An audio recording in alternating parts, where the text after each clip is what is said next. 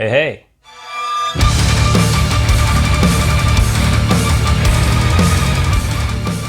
Ratched, the series. Really enjoyed it. Before you go, it's not horror, why are you talking about horror? Like we say, we touch on dark stuff, psychological stuff, so it doesn't have to be hardcore horror, but if that's what you really want, this has decapitation. It's disturbing. Dismemberment. Yes.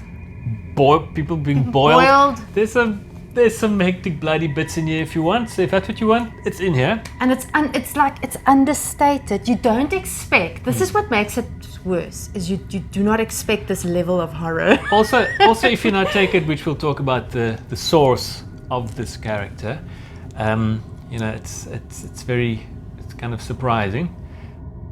But this is more of a kind of a psychological drama with the Hitchcock vibe. From the look and the feel and the music, everything works together so well. They've got the split screen in place, of split screen editing. Very much Hitchcock. The soundtrack, everything. Yeah, but it's the cool. Era. It's very cool how the gruesome bits kind of get integrated into the drama, and the overarching story of these. It's kind of very sort of complex characters that mixed up. And the horror is, let me put it this way, the cruelness and the terror and the horror is not. It's sort of meaningful. It's not just for the sake of it. It really gets sort of entwined into the storyline, but it's also unexpected. It is unexpected. And I mean the series was created by Evan Romansky. I've kind of looked around. It doesn't look like he's really done anything since this, which is quite extraordinary. Yes. So I don't know. I guess some people will say, it's probably Ryan Murphy's boyfriend and he gave him the job. I don't know. Maybe. Who knows? Ryan Murphy, who did American Horror Story, American Crime Story, Scream Queens. Those are all great. He's well versed in all of these things. So turning this character, Nurse Ratched, she was in One Flew Over the Cuckoo's Nest, the 1975 movie based on the book, starred Jack Nicholson. That's right. As McMurphy. Brilliant film. A guy who gets booked into a psychiatric ward, and Nurse Ratched is this kind of authoritarian, staunch woman running the show there, she's very matronly. Like a bit of a tyrant. Yes. And bunch of colourful characters in there, but Jack Nicholson, that's just such a fantastic role. Danny DeVito's in there. Yes. Christopher Lloyd. Yes. Brilliant. A young Christopher Lloyd. You almost don't recognize him. And he actually looks really crazy. But I think he really might be crazy. And Brad Dourif, Chucky's voice. That's right. Young guy. So it's fantastic cast in this movie, directed by Milos Forman, who did Amadeus. People with pedigree in all regards. Yeah. If you haven't seen One Flew Over the Cuckoo's Nest, do yourself a favor and watch this before you watch Ratched. I actually wished I haven't seen, like you always say about The Shining. It's a movie that I wish I could see with fresh eyes again. But we haven't seen it in a while, so you can actually jump back now and rewatch it. So this is kind of the origin story of Nurse Ratched. It's something that you would have never thought of if not you watch Cuckoo's Nest. No. It's this character. She's the villain, although not a, she can be nasty, but she feels it's her job, and this is how she takes care of these psychiatric patients. She sees which leads to tragedy, but not directly via her. Her whole persona comes from a place of being almost like an angel of mercy. You're now talking about the series. Talking about the series, No, but I'm still talking about the movie. The movie, yes. So in the movie, she's just, I guess you can just see she's not a nice person. That is about it. Yeah. But now, here in this backstory, they try to create how this persona came to be. Yes. But in many ways, it's a bit more extreme than you would ever have imagined if you watched the movie. Yes, definitely. It's just interesting. But now, they kind of have free reign. They can pretty much now do what they want to. Yeah. And they have to create something to watch. So if it was just a woman doing boring admin work in a hospital, there's no story there. No. So they had to juice it up and really up the ante and create some scenarios that are quite intense. It's quite a nice cast of people. Cynthia Nixon, who you would remember from Sex and the City, is this huge leap between the two characters. Interestingly, little tidbit, she was also in Amadeus. Cynthia Nixon? She's young. And Milos Forman directed Amadeus, and he did One for the Cuckoo's Nest. Wow. So, yeah. But Sarah Paulson plays the lead of Nurse Mildred Ratched. Obviously, she's an old Ryan Murphy alumni. She was in American Horror. Well, she's always in American Horror Story. I think she's the muse. Yeah, she might be the muse. And American Crime Story. She was in. Finn Wittrock. He was also in American Horror Story. Basically, show kicks off. He gruesomely murders a house full of priests. Yeah. And then he gets taken up into a psychiatric hospital to see that he's fit to stand trial. Yes. And then pretty much at the same time, Nurse Ratched, well, she's not really a nurse yet. No. She arrives there. Although she comes as having been a nurse in the Second World War. Yeah. In the army. So she comes there to get a job at this facility. She's very proper and very forceful and very convincing. And you can see from the get-go that she's an incredibly calculated and manipulative person. Yeah. Yes. And the head nurse, played by Judy Davis, Nurse Bucket. Bucket. She kind of checks the names. Of interesting names in this. Betsy Bucket. She already, from the get-go, she doesn't like this woman.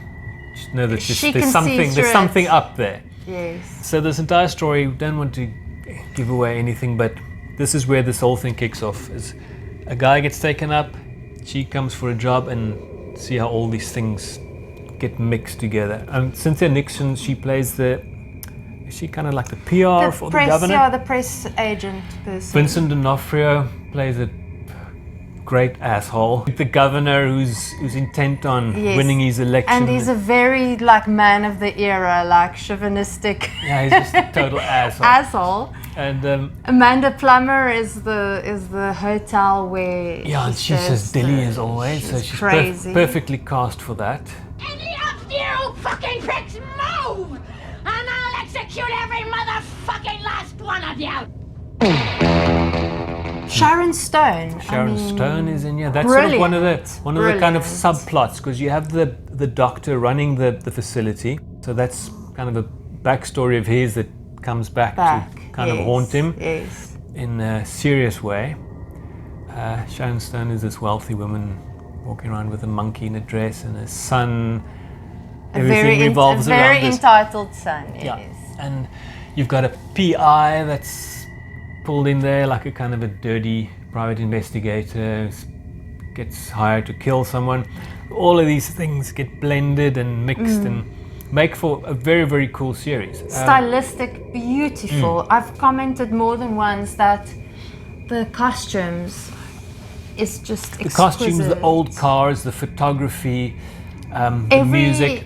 Every scene is a beautiful picture, work of art. It's really beautiful.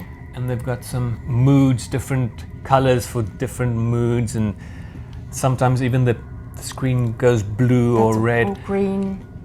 Sort of turquoise. It was very, very well made, and because I didn't really know what to expect going into this, knowing the One for the Cuckoo's Nest movie and the character Nurse Ratched, thinking how they're going to now make this interesting. Yeah, because she seemed like such an interesting person. And I actually think they went a bit too far in making it too interesting, but the viewer wants interesting stuff. Yes. But the directors, there are only 8 episodes, which is perfect. Oh, it's great. It is fantastic. If it was like 12 or 10, it wouldn't have... It really is... It's just right. It's quality over quantity when you look at this series. It really is. Beautifully made. Ryan Murphy and Michael Uppendahl, they're the only directors who did 2 episodes. The rest are all just single directors doing those. Obviously, Ryan Murphy's done on the American Horror Story and anything. And Michael Uppendahl, he's also done quite a few Ryan Murphy productions like American Horror Story and Scream Queens, but he's also done episodes of Fargo, Oh, and Fargo which is another an freaking fantastic incredible series. Another, yes. because with all these movies that become TV shows now, and some of them have been hit and miss, like From Dusk Till Dawn, I didn't think was such a good translation. But Fargo is one of those that are really... Fargo every single season is fantastic. Brilliant. It's a show that keeps on giving. Yeah. So yeah, Uppendal's done quite a few high quality shows. He's done Castle Rock, that Stephen King linked series. Ray Donovan, Mad Men. So he's done some cool stuff. And David Lynch's daughter, Jennifer Lynch, she did an episode. Yes. And she's also done some American Horror Story episodes. Yes, yeah. And interestingly, in her episode, there's a scene that will remind you of first movie, Boxing Helena. Yes. There's a interesting and cool parallel in there. So there's some fine directors handling it. Fantastic cast. Brilliant. Just all round. From start to finish. It's very hard to say this or that is crap, because it's top notch on all levels. And you have to discipline yourself not to binge it, which we did purposefully. We did like one show a night. Yes, and thoroughly enjoyed it. Thoroughly enjoyed it. So this is set right at the beginning where Ratched starts her, well, very much at the beginning when she starts her nursing career. So it's post World War II, 1947. And she gets to this hospital, this facility, where Dr. Hanover is very keen on these experimental psychiatric treatments. Yes, there's quite which is barbaric by today's standards. There's quite a nasty lobotomy. A few. Yeah, lobotomy scene. There's stuff like, this new method called the lobotomy, and like hammer into the brain through the eye socket. And extreme water therapy, which would be considered torture. Therapy. Yes.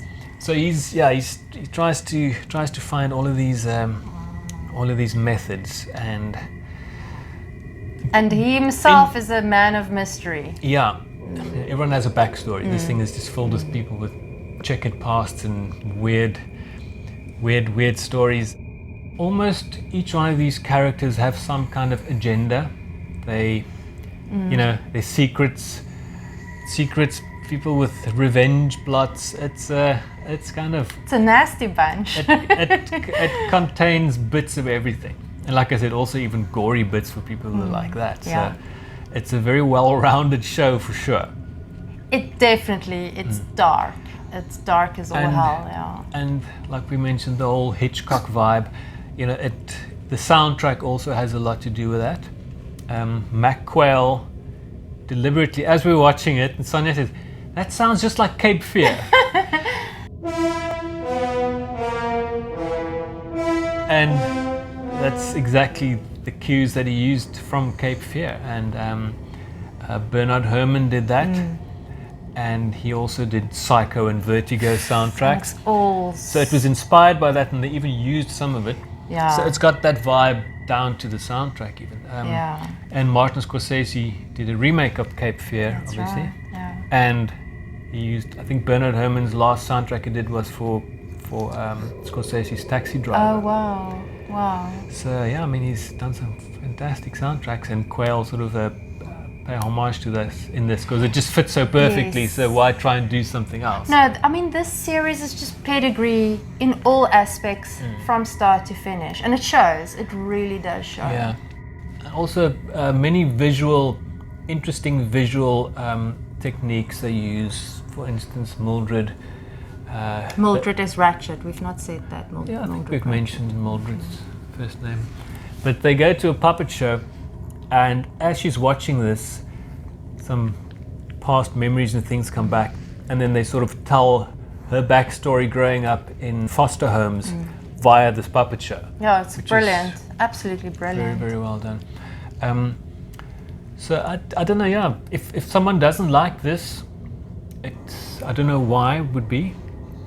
Yeah, it might be too dark for some people. I think you really have to be, I would reckon you would have to be a fan of sort of the horror genre really, if you're going to enjoy Although this. it is not horror, It's not horror. but horror folks would dig it. But I think if you're not a fan of horror films, you are probably not going to like this because there's lots of graphic and But it's hectic also- cruelty and Yeah, but then that's human nature as well. So it's an intense psychological drama. So it is. I guess some people will probably also, because there's like gay relationship in it.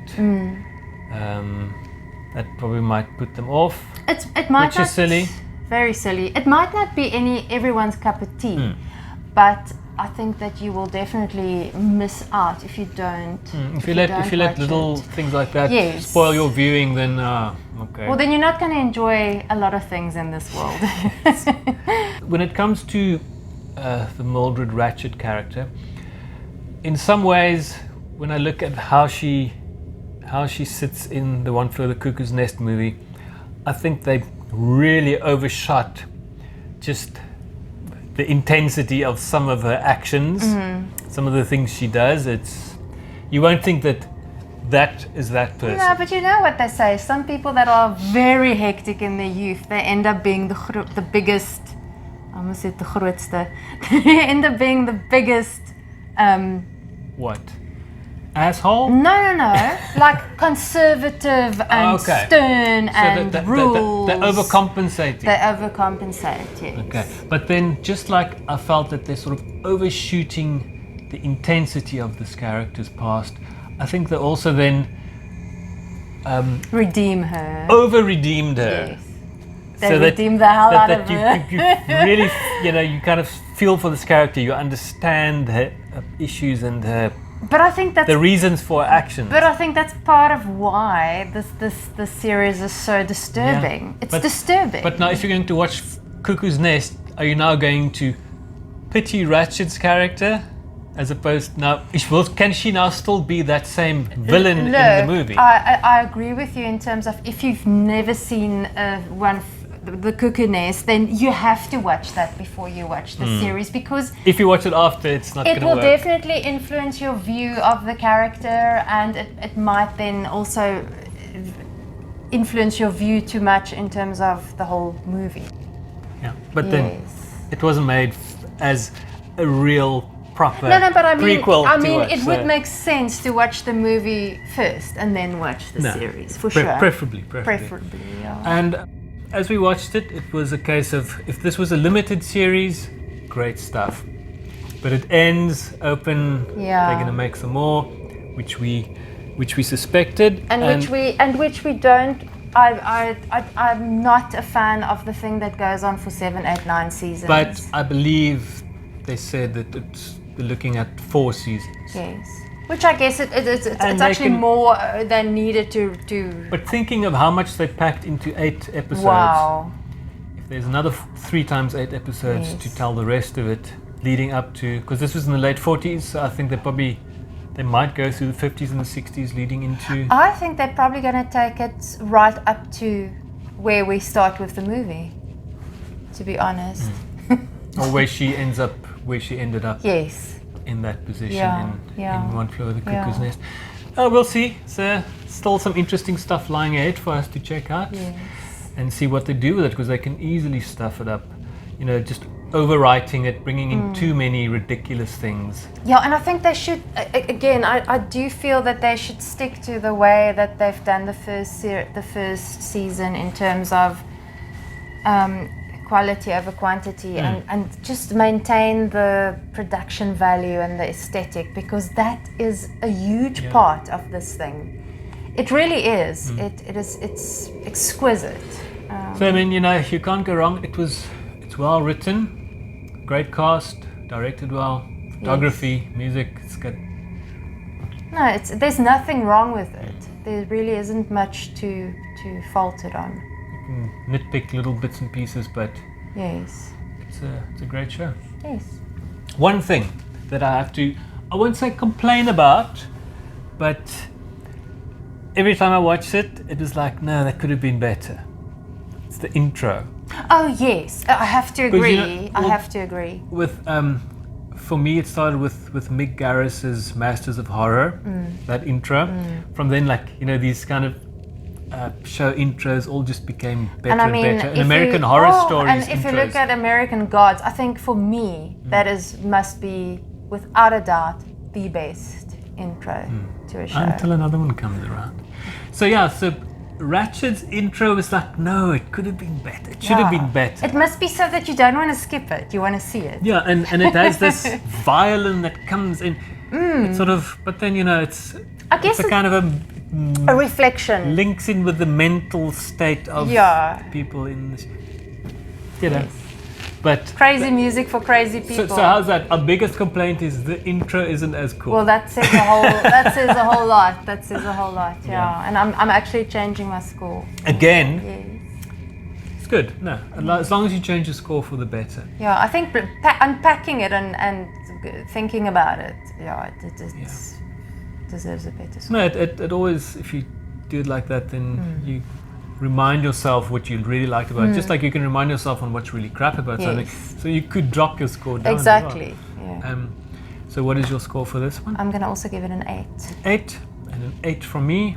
So an average 8. That's a good score for a series, because you can easily have episodes that dip and fall out. And I mean, it's very much going to. It's going. Let's see if they maintain that 8. But now, okay, let's put it this way: for Ratched season 1. Yes, is an 8. Is an 8. Not as an We're overall. not gonna. Yeah, we can't. So we'll see when they come down the line if we do them. And hopefully we stay at an 8. That'd be fantastic if we could stay at an 8. That's if we keep Netflix, otherwise. No, we're keeping Netflix. Okay, we're keeping Netflix. Because that's where we'll have to watch it. Yeah. Cool. Ratched, an 8 all round. Check it out if you're interested in something different and unexpected. I didn't expect this to come from a movie from the mid-70s. No. So that was a very, very cool kind of repurposing of existing material. So clever, so and clever. Just turning it into something brand new. Yeah. Yes. And yeah, if you've seen it, tell us if you liked it as well. If you didn't like it, tell us why. Subscribe. Like. Go mad. Yes. See you later. Cheers.